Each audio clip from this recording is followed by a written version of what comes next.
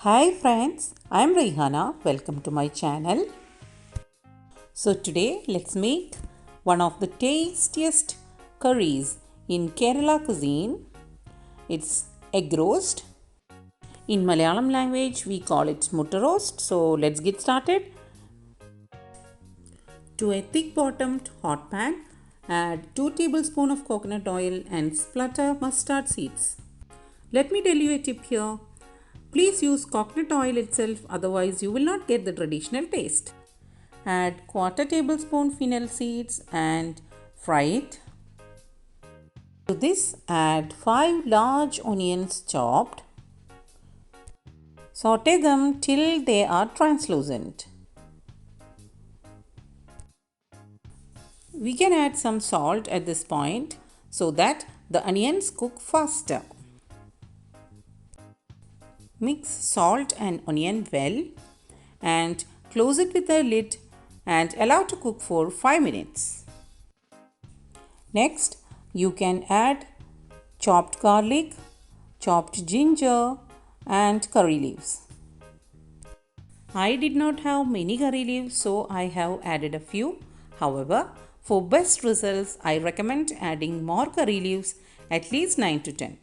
Now close the pot with a lid and allow to cook again for 5 minutes. Open and stir in between, and now we can add tomatoes, 2 tomatoes chopped. Close again with the lid for another 5 minutes to cook that. After 5 minutes, it's time to add the masalas. We are using here Kashmiri chilli powder, pepper powder, coriander powder, turmeric powder, garam masala and salt to taste. The amount of ingredients is already given in the description box below. Now mix the masalas well and roast until the flavors soak in. It will take hardly a minute. At this point, if you feel that the gravy is very dry, you can add some coconut oil. Note that you have to roast the masalas on low flame. Once the masalas are roasted well, you can add half a glass of water. Mix the water well with the gravy. Now we will add boiled eggs to this. For this much masala, we can add up to 6 eggs. I am adding here only 3 eggs.